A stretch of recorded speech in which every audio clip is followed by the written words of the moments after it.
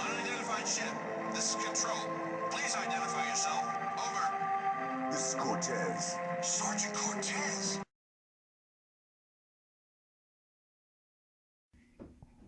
Hey everybody at I Play COD, this is Cortez. Today I'm bringing you Search and Destroy, Team Tactical Search and Destroy, so it's 4 on 4. That's, you know, the maximum size of teams in Modern Warfare 2's Team Tactical. I remember World at War it was, no, in COD 4 it was 3 on 3, but now they make it 4 on 4, so it's even more difficult, you know, to get a lot of kills, you know, seeing as how the maximum you're gonna get is 4 around. But you know, I'd say I posted a pretty good score for that. The score of this game is gonna be 13-1, and the only death is gonna come in the first round. So I'm gonna start at 0-1, and then I'm just gonna go 13-0 from there. So you see that guy gets away, but I'm gonna go 13-0 for after this death, and I think there's an ace in there somewhere. And I am playing for objective 2. You know, I'll get a plant. I'm defending it. That might have been the round with the ace, but doesn't matter. Yo, we'll find out. So here's that death. Blah. Kill by his M9, and let's see what's been going on with me. With me, it's really hard right now for me to get gameplays because I'm playing other things besides Modern Warfare 2, because Modern Warfare 2 is pissing me off a lot. More and more people I'm running into are using the Marathon Lightweight Commandos. And then you have this douchebag blows himself up. I can't handle the pressure, I'm gonna blow myself up. And you cost us the round. But, you know, you get the Marathon Lightweight Commandos, you get the... so many one-man army danger close. Is it like a requirement now for a Modern Warfare 2 lobby? This would be a standard team. 1 or 2 people using Marathon Lightweight Commando. 1 person using one-man army danger close tubes. Another person camping in the back with cold-blooded. A 4th person trying to be, you know, the next optic whatever the hell your name is, you know, running around quick scoping everyone, thinking he's amazing. That's basically the team. And then you have one guy who's just bad. He's not using anything retarded like that. He's just bad. And one guy who's, you know, trying to anchor the team really. And because of it, he only goes, you know, he only does so well.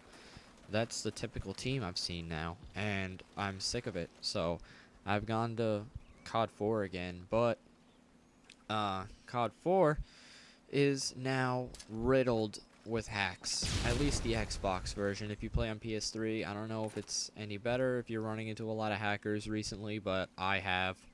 A lot of people, like me in COD 4 and Modern Warfare 2 is very different, because so far right now in Call of Duty 4, the one game type I really play a lot of is Search and Destroy, and I barely play it in Modern Warfare 2 just because I don't like the fact how kill streaks will carry over. I think it's a lot more balanced in the first Modern Warfare, because you would have to get all your kill streaks in the first round, and you would have to I think the weapon and perk layouts were more balanced for that. You know, just regular 2 claymores are way better than one-man army claymores or scavenger claymores. But you know, just yesterday, I got this gameplay yesterday, and right before I did this was when I was playing Search and Destroy in Call of Duty 4, and you know, my friends told me the people without like the prestige icons next to the name, they're 11th prestigers. So that's a hack off the top of the head. And then, just from the start, and then the 11th prestiger that was in my game had the infinite ammo, which also means infinite tubes. So he must have told his like entire team I was in party chat, but he must have been like in a party with them, and he set up the hack. So then we were playing on Bog, and we spawn. I look through the window that I usually do, because we spawned on the side with the building, not under the bridge. So I look through the window, and I see at least 50 tubes coming straight at the spawn, and I'm like, you gotta be kidding me. Now we have this. We have fucking people who, you know, name hacks, not so bad. Wall hacks, infinite tubes, 11th prestigers. You know, some are worse than others, of course. But the infinite tubes, I was just, that was like the final straw. And I've had so many bones to pick now with Infinity Ward. You know, I'm trying to go to Call of Duty 4 just to find solace, you know, to get away from this game. And now you're telling me that Call of Duty 4 is a hacker's paradise now, because Infinity Ward doesn't update it anymore. They basically ignore it, and it's ridiculous. And I'm sick of it. And I've even started playing World at War Online now, because I'm thinking MP40 Juggernaut's nowhere near as bad as all these hackers. And there's actually not as much as there used to be of MP40 Juggernauts, which is very good.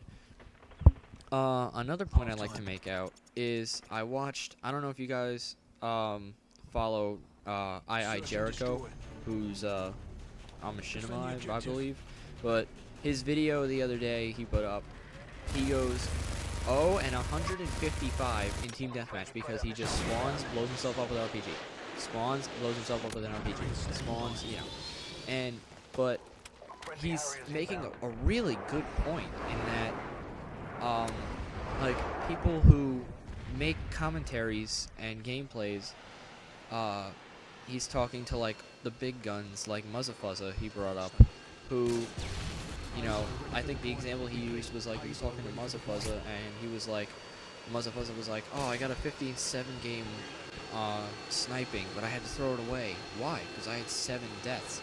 Like, people automatically think that you want to see something for the gameplay, really.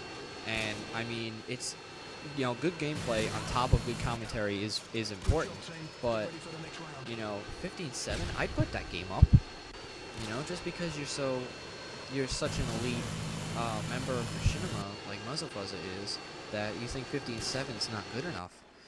I see a problem in that, and so does Jericho, because he's saying, you know, as long as you win, as long as the commentary's good, you shouldn't care about your overall kill death. Like, he's saying he knows people that are getting like 5-to-1 and 6-to-1 ratios in a game, and saying, oh, that's not good enough because I had that one game where I was like 8-1, and I have to match that every time.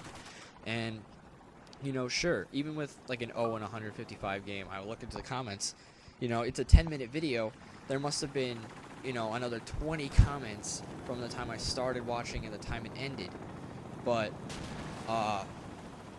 you know, they were all saying the same thing, like, good for you. I mean, and coming from like a commentator like myself, who he put it out there for like all the like unknown commentators, he's saying, are you having fun getting your gameplays? That's the big lesson in there. Are you having fun getting your gameplays? Because he's saying just running 5-7-11 or 7-11-25, you know, to get a good game. You know, it's like people are getting really angry, and they never think they're good enough. Like, I have games that I don't think are good enough, and, you know, I throw them away, or I'll put up a commentary and just put them up as like a fail game or something, you know.